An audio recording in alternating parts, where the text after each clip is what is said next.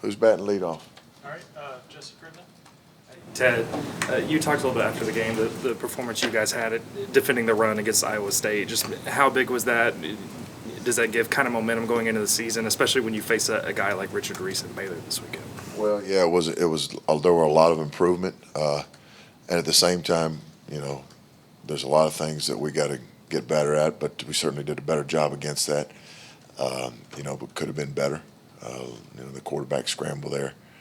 I think it was a 28-yard gain there, and then the fourth quarter that was disappointing. But overall, yeah, it was improvement. There was an improved physicality, but there's still a lot of meat left on the bone, and hopefully that does give us some confidence. But again, the work ethic and the belief and the commitment of our guys, you see incremental improvement, and there certainly was that. And we needed to do the same thing this week because Baylor's really physical up front, and they're going to pound the ball. And I think the running back of the last two games he's played has had over 30 carries in both the games. So they're committed to running the football, and then all the things that come off a very efficient, very good run game, all the play actions, the boots, the screens, the things that come off of it. When you start adding people to the box to take care of the run game, then you got to play the deep balls. So there's a lot of challenges and a lot of opportunities at the same time, and it'll be a big challenge for us, and we got to have a great week of preparation. Sure. Let's go to Red Avery. Yeah, Ted, what was your assessment of Billy Bowman's performance on Saturday, and how close do you feel like he was to where he was when he got hurt, and just where do you think he is as far as mobility-wise? Well, it was good to have him back because he's one of the best football players on our team. So it was good to have him back. There wasn't a lot of practice, and he practiced a couple days before that. So for him to get back out there was certainly a real positive for us, and at the same time to knock some of the rust off. Because anytime you miss as much time, especially for a young player, Billy's still a very young player and is certainly young in this system. So it was good to get him back out there, good to have him, and it'll be good to take the next step this week. And with having him back, how much does that change things as far as the makeup back there? I know you've used some young players quite a bit when he'd been out. It had to shift, obviously, some with Woody there. How much does that help and change things on the back end? It certainly helps, and at the same time, the positives that came out of that were some of those young guys got, valuable game reps, and there's no substitute for that. So there was some positive, that was the positive that came out of it, and, which should give us, as we continue to go through the season, a little bit more depth with some guys that have had some game reps, Sure. Ted, what were your initial thoughts on Deshaun White when you were evaluating him during the winter, and how has it changed, or what has impressed you the most now that you've been able to coach him? I knew he was a guy that had a lot of ability and had been a solid player, and he played his best football game this past Saturday. He's become more physical, more decisive when he makes a decision. He sees it and he goes, and playing with more confidence. And he's been playing well for us, and need to continue to finish his Oklahoma career in the right way.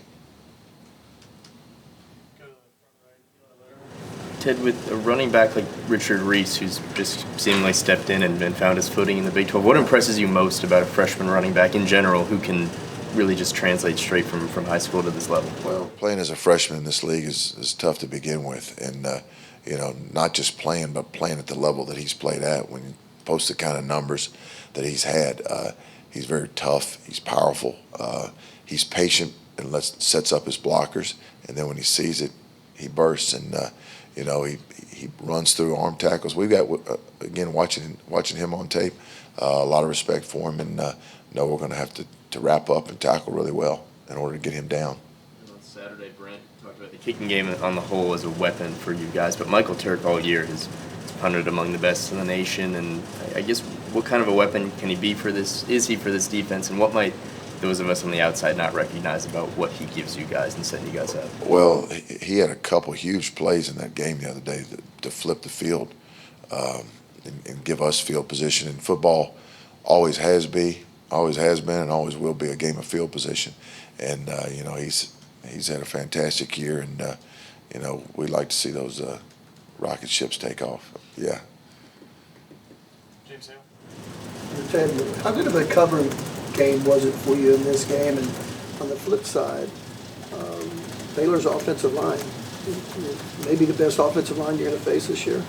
Yeah.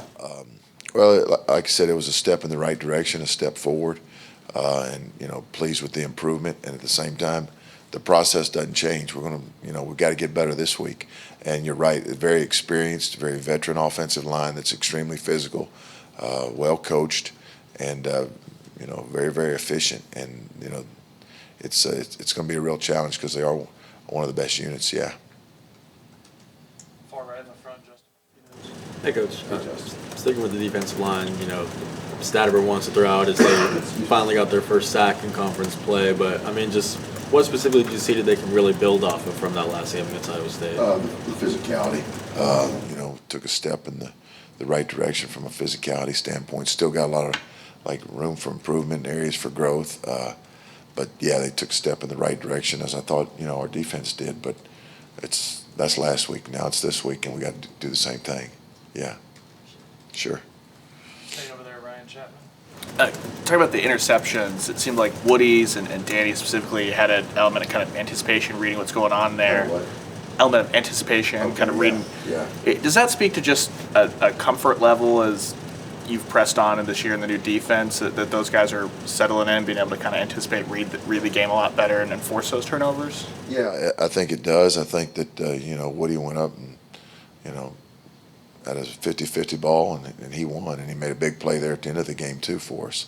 And Danny had, on Justin's interception, Danny had put some color underneath the receiver and forced the quarterback to throw it high, and Justin was in great position and picked it off. And then on Danny's ball, his interception, he was playing zone coverage and playing off the eyes of the quarterback, vision and break, and that anytime you take the ball away, it's big plays, and to put our offense on a short field to play complementary football, and when we've done that this year, it's proved to bode well for us, like it does most every year when you take the ball away. Early in the season, when those things aren't coming in, Brent has talked about, it seems like guys are second guessing at times, things like that. But to settle in and make that, does that speak to just mentally how far everyone's come along just in the system throughout the year? Well, I think it's certainly a sense of increased confidence and improvement. So yeah, to your point, yeah, that certainly that. And at the same time, again, there's so much more meat left on the bone that we got to get. We're in a race against the clock to get better. Yeah. Yeah, Ted, question on the defensive line. I was going to ask that. What about the linebackers? How are they progressing? How have you seen growth from them? How did you grade them on Saturday? Well, I thought that as a group, that was one of our best games. There was a lot of strain, a lot of physicality. I thought we tackled well. And again, there's some areas that we've got to get better at, like most every area. But I thought from a physicality and a production standpoint, they did a nice job, and I was proud of them. Are there areas you can illustrate for us where they stepped, like Danny, for instance?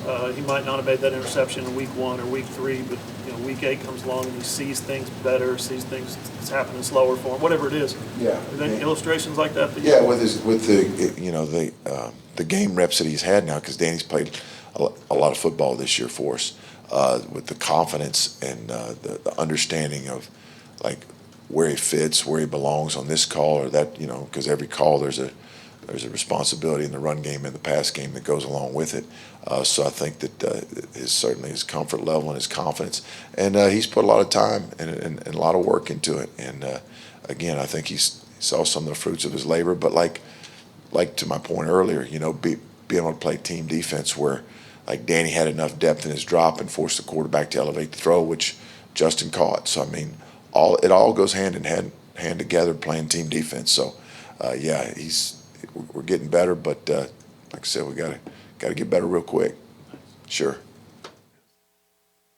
Ted, for Jordan Kelly getting that sack, I mean, just what have you seen from him? Is what's kind of been, I guess, his progression through the season? How would you evaluate how he's playing? And I mean, it's another guy kind of like Deshaun that has this last year left. Yeah. That was a big play for us. Because when you put teams behind the sticks, that's, then they become a lot more predictable, which, that was a big play for us with Jordan. And he's a guy that, has been here a while and is working hard to get better. And it was a big play for us in the game, and need more of those from him. Back right. I assume that with the defensive line and linebackers turning in one of their better games together and meshing together, that's not a coincidence that they kind of match up and play team defense together like that. Yeah, with the increased reps, of as far as and I thought the plan for the open week, I thought that Coach Venables, the plan was excellent. We were able to get our work done and improve, and at the same time get fresh. And but the cohesion of that and playing off, understanding where in this call where the defensive tackle is going to be and what gap you have and what happens if they do this or do that, there was an increased understanding. And again, we need to keep going like that. Is it also just continued confidence at the end of the day that those guys can go out there and play?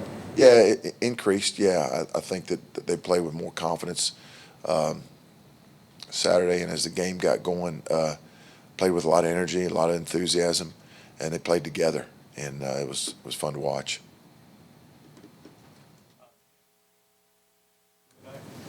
On Danny's interception, I'm just curious, maybe they're two totally different play calls. I was just curious. It seemed like when Iowa State scored their touchdown, it was kind of a crosser, maybe that crossed the face of Danny. And then later in the game, when he made the pick, it seemed like another route similar to that same route. Not sure if that had any sort of similarities to each other. Maybe he learned from the previous play at all. I don't know if that was connected at all or if you saw that in tape. And I'm just kind of curious your thoughts. Well, you're right. There were different calls, and they were different routes. But yeah, the touchdown route was we didn't do a very good job. And then obviously on his pick, he did a great job. So, but just kind of different. And but yeah. So it wasn't like I saw this before, now I'm going to see it again. It was two different plays. Yeah, but I tell you what, there were some things in the game where, like, they saw it, we saw it, and got it communicated on the sidelines and got things corrected, and to be able to take that and apply it so the next time you go out, you get it fixed so the same thing doesn't keep happening over and over and over again. To your point, yeah, there was some of that, yeah, which is a wonderful thing. Yeah, sure. Quick follow, you're upstairs on the headset. Yeah. Are you talking to the linebackers at that point? Are you talking to everybody or just coaching staff? Or? Everybody. Okay. I'm just wondering how you got that communication Well, from. we talked to the staff, and the staff, gives the corrections and the adjustments that we need to do, and so that part of it, that's the communication piece. Yeah. All right. Good deal. Y'all have a wonderful